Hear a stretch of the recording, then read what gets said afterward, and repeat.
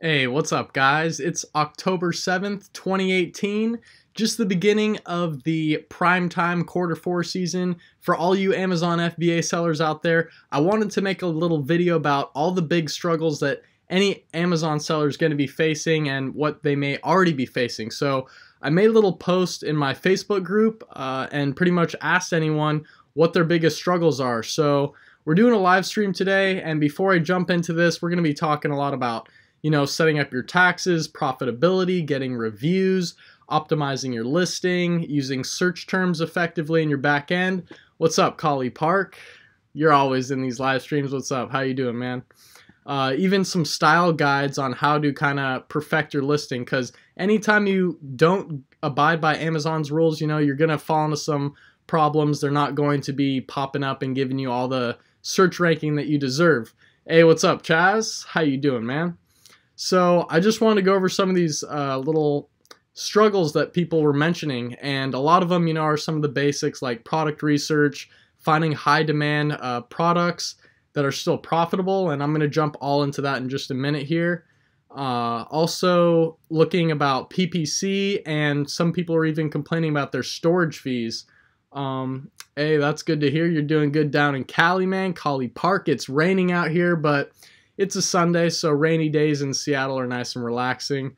We got Clint saying he's having problems staying in stock. This is a guy who's just destroying it on Amazon. He's just run out of stock, and that's a good problem to have. I mean, that's a cash flow business. Amazon's all based on cash flow. When you're running out of inventory, you need to take your paychecks and go over and buy more inventory before you run out to hopefully stay in stock and not lose any of your ranking. So I want to cover here a little bit about some fees, and you can actually check your storage fees down here at where it says inventory planning. You can click on this, and I guess it logged me out of my account for some reason, but we can see here in August, down below here it shows you how much cubic feet of inventory you have right now. So I have 45 cubic feet of inventory in, and that literally only cost me $2.18. That's all I paid. So for this person here saying that storage fees are awful, they could be coming from another country. I'm based in the US here, and people I know have higher fees if they're, selling abroad in Australia, in the UK, or Canada. For sellers in Canada, you can imagine if you're living in a hotspot like Vancouver or Toronto, if you have to ship inventory way out to some Yukon village or something, it's going to cost a lot in fees. So that can put a damper on people there. Also inside this performance index, it shows you a lot of different kind of cool stuff when you should be restocking. So Clint can maybe come and check this out a little bit. It shows your returns, but anytime you're dealing with Amazon FBA, they're going to handle all your returns for you, all your inventories in their warehouse. If you do get a return, you will be able to see if it's a defective or a resellable product. If it's resellable, Amazon just throws it right back in your inventory. If it's not, there's a 50-cent charge, and you can ship inventory right back to your house. So that's cool. Hey, Collie Park saying his brother's been working at a company here in Cali, getting them set up with Amazon FBA. That's awesome to hear, guys, because any time that you learn any of this valuable knowledge, how to sell on Amazon, it's such a big and up-and-coming thing that other businesses want to learn how to do this. So that's awesome. You can start consulting other big businesses and seeing how they want to get set up with their own Amazon business. And one of the first questions they might ask is, well, what are all the tax implications with Amazon FBA? And a great way, if they get their own account set up, maybe they want you to take care of their entire account, but you'll be able to simply take an account, and Amazon will let you set up a separate account from your Amazon account if you want to manage someone else's. That's not a problem. I've already called and asked about that. And you can use TaxJar, guys. This integrates with your Amazon account, and for every sale that you make, it takes a note of what location they're sending that product to, any kind of state taxes or any of the taxes, and basically everything that you need to submit at the end of the year is going to be recorded right here in TaxJar. There's even a few other tax services that integrate with Amazon.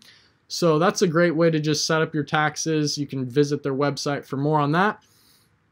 Let's look at a few more problems here, because Talking about fees, and I mean, this guy's saying keeping focused. Amazon, the product research phase is the main time that you need to focus, but I wanted to look a little bit more into kind of the profitability of a product, because if you're not profitable, that's not even a product you want to waste time on. So too many sellers are just kind of focusing on their top line of revenue, and that's what you may see the screenshots about all the time on these Facebook groups, like, look at me, I've made 20 grand in revenue this month. But if your profit margin's 20%, then that's a much smaller number than 20 grand. So you need to focus on your profit margins. And one of the best things I can do to show you that firsthand is basically with the Amazon fee calculator. I'm just going to give anyone who's already seen this a really quick reverb of what this looks like. So you come down to any product that's a direct competitor to what you want to sell. You'll see in their product details they have their ASIN here. You just copy the ASIN, type in Amazon FBA fee calculator right on Google, and boom, you can find basically the one that we're looking at.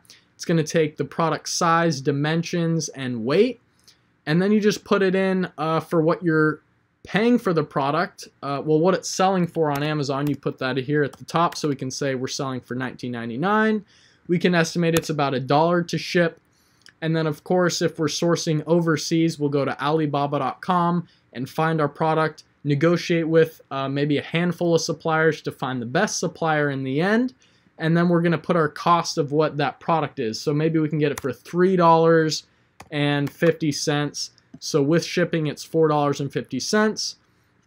If you're selling for $19.99, you can see you'll make an $8.82 profit, because the total fulfillment cost right here is what's going to show you all the fees, guys. $4.67 is all that Amazon would take out of that. And for different size products and different types of products, the fees could be a lot more expensive. I always recommend people to find higher ticket items to sell. Things over $50 or so would be great, because it's like a law of diminishing returns. When you sell a product for a lower price, the fees are going to eat up more of your margin, but the fees will be less apparent if you're selling a higher ticket product. A general rule is that fees will take out about 15% of your Amazon profit there. So you want to keep that in mind about profitability. Now, a big article that came out for, hey, what's up, Dwayne? A big article that came out. I'm glad you tuned in for this one, Dwayne, because we're talking about reviews. And if you guys want to watch the replay, it'll be up, talking about profitability, taxes, and all this crazy stuff that people have struggles with. But the customer product review policy has just came out, and this was an article that came in my seller account here. And you're able to kind of see the articles that come out right up here in the news, so you can press see all recent news. And it's good to stay up to date with this, because in October 2018 they came out with this about your review policy, and it's talking basically about they're not playing games around here anymore, guys, because they are basically saying we'll take immediate action, and we're not limited to immediate and permanent withdrawal of the seller's privileges on Amazon and withholding funds. So I'll talk about what they might do to you, and then what would violate these and put you up for subject of that. So, I mean, permanent delisting of the product from Amazon, removal of all the product reviews and preventing that product from receiving reviews in the future. And, taking them to the full extreme of deleting the entire seller privileges is not anywhere likely if, you've messed up on one tiny thing, which I'll cover in a minute here, to kind of get reviews in not the best way. But it is more likely for them to maybe ban you from getting new reviews or deleting some reviews. I've already seen that happen to some of my friends. So violating customer review policies includes, so down here, and this has been a problem that can actually help other sellers, because there's been people that will post negative reviews on a competitor's product. So I almost thought that happened to one of my products. It was a really fishy case, and I called Amazon about it, and I was able to get one of the reviews removed, but there was like 2 others that all happened in the same day. It was really a weird case, and it was hard to get those off. But anytime someone does that and they get caught, they may lose their whole seller privileges. A seller can offer third-party financial reward or a discount or free products in exchange for a review on their product. So that's basically going and saying, hey, I'll give you this for free. Just go ahead and leave me a review on it. And if Amazon can track that down, and they have a good way of doing that if you're talking to people through Facebook, and especially if you're Facebook friends with them, Amazon's got some kind of thing in cahoots with Facebook, so they can like track down who's talking to who or something crazy like that. But Chaz is saying, he bought my course about a month ago, and on the topic of profit margins, do you think having a profit goal of $1,000 per month is realistic for your first product? So your first product, you know, you're getting your feet wet, you're not exactly sure, even if you take a course, you know, you don't know exactly how the whole game of Amazon is going to work till you get that product in there. So that's why I always recommend getting about, you know, 100 to 200 units in the beginning of something in the price range of $20 to $40. And, you know, a profit of $1,000 a month is definitely doable with your first product if you follow all the criteria in the course. And again, I offer you, Chaz, to reach out to me in text or calls, or we can even Skype. Just send me the numbers of what the product's doing, the Jungle Scout numbers, and I'll be able to relay to you information about how that product's going to be good, or if it's not going to be good, and if it is good, how we can differentiate it from competitors, because that's one of the biggest problems. People will get a product into Amazon because they saw it's doing good numbers, but they're not actually differentiating it. They're not doing a 2-pack. They're not bundling it. They're not bringing a different value at a competitive price that's going to blow the competition out the way. So that's what I would recommend you, Chaz, to just reach out to me with your product ideas. And I mean, there's no doubt you can get $1,000 a month in profit from your first product if we just hone it in correctly. So Dwayne's saying he needs help with adding a variation, confusing on Seller Central. So I don't have any products with variations, and I know contacting seller support is a bit of a bitch sometimes, but if you want to reach out to them and see if they can go into your listing and walk you through that, I would recommend that. Maybe ask to talk to a specialist, because the first wave of people that will answer that customer support number don't have all the resources that maybe the people in the US Amazon representatives will have. So I recommend just trying to reach out to one of them, because I'm not super good on the variations there, Dwayne. So hope that kind of helped you there. But back to the reviews, I want to finish up by saying, you know, having a seller ask a customer to even change a review could be grounds for some problem if you're asking them to, if you're incentivizing something. I mean, you can always ask them to change it in a way that's saying, can you just like leave an honest review, an unbiased review, something like this, and you won't get flagged for that. One thing that is shocking to me is that an Amazon seller who leaves an insert with a request for a positive review, insert is basically a card that can get put into your Amazon packaging, and it can say, hey, here's how you leave a review, follow us on social media. But the key here is that they're saying you're requesting for a positive review. That's not what you want to do. If you say, you can leave an insert in there if you're saying, hey, can I have you leave a honest review or some unbiased feedback, then that shows Amazon you're not asking them to leave a 5-star review. So that's some quick look at reviews. And any other questions you guys have about any other struggles you guys have, or anything else, you can drop it in the comment section here.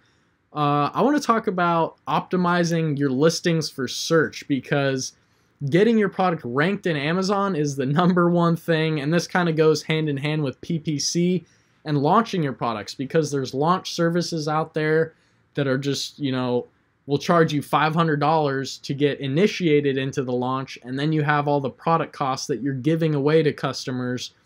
And, you know, people are able to hijack your product doing that a lot faster. They can jump on your listing because you're doing these giveaways, and then the people who receive your products later go resell it on your listing because they're selling the same product.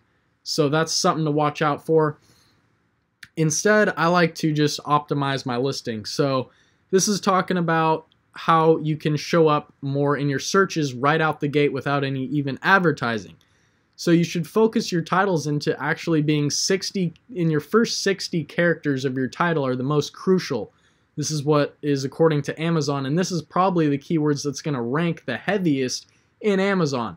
So I've seen people use, and you've probably already seen people, the first keyword of their title is their brand name. And that's something that maybe is not that prevalent yet, so I would recommend saving the brand name towards the end of the title, or don't even keep it in there since it's right on your listing anyway, and instead use the most main keyword for the first keyword, the most broad keyword right up front there. Excuse me. So keywords as well.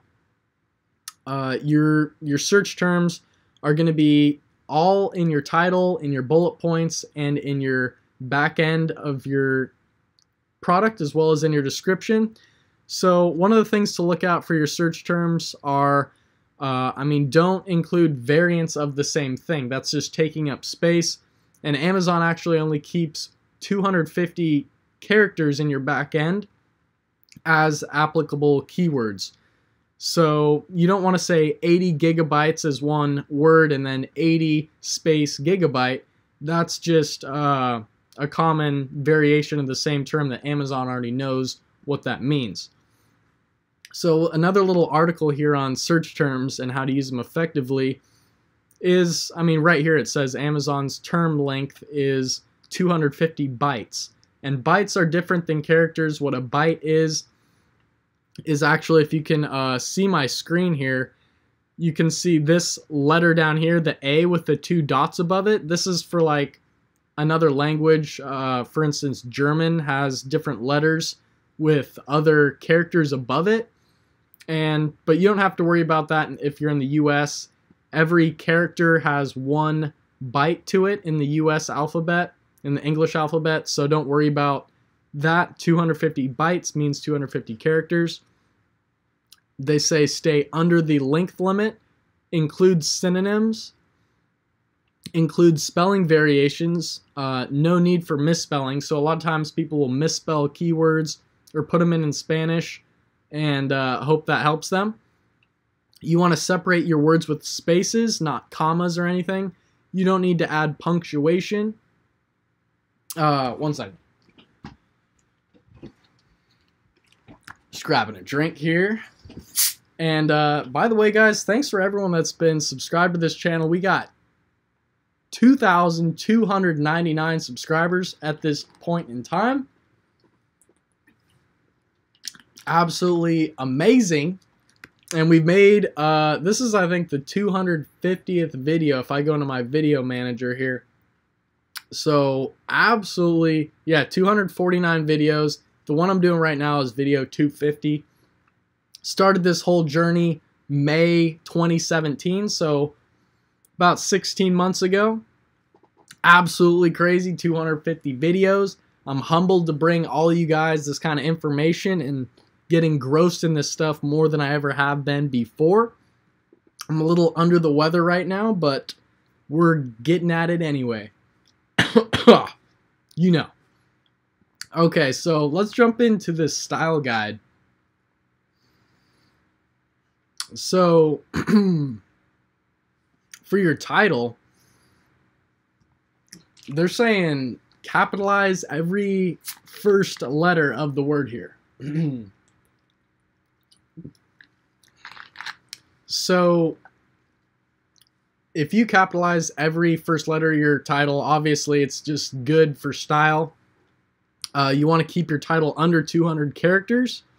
But like we said, the first 60 characters may be the best to start ranking for and what's going to catch your customer's eye the fastest. Anytime you're using and, or for, or some of these conjunction type words, you don't need to capitalize those. That doesn't really look good. And these style guides are able to be found if you go up in your Amazon account you can go right here in your Amazon account, and at the above here, I don't want to show it because it shows my like account name right there, but above here you can see where it says help. You can click that and then just type in like Amazon services quick start style guide. It'll give you a great outlook and of what you can look at for your how to format your description, your images, your key product features. You know, for your images, you want to have 1,000 pixels on each side, so your images are going to be zoomable. And, you know, that's going to be just almost about it. For PPC, you guys want to be focusing on just kind of running an automatic campaign to get your initial sales going so you can get some results that you later turn into a manual campaign. I do have some other videos on this, and what you want to do is just kind of have your price a little bit lower if you're just starting out, and then run a coupon on your product as well. So it's just a really enticing offer for your customers, and then you can do a higher bid on your PPC campaign so you're showing up higher, and that's going to allow you to just get more exposure of your product that has a great offer at that time, and you're going to get more sales. So geez, I need to go get a drink, guys. So I'm going to conclude this one. I'm just about out of breath. I got pretty sick right now. So if you guys appreciate Luke W coming to the channel, even though he's sicker than a dog, drop a thumbs up on the vid. And if you guys want to subscribe, you haven't already, we're trying to refresh the page here, man. We got 1 subscriber away from 2,300. So if anyone wants to jump in here and subscribe to this action, man, we're talking FBA all day. But Collie Park, thanks for tuning in, man. Everyone else that tuned in, that's awesome. I'm going to go grab a drink. You guys go have a great rest of your Sunday. All right? Peace out.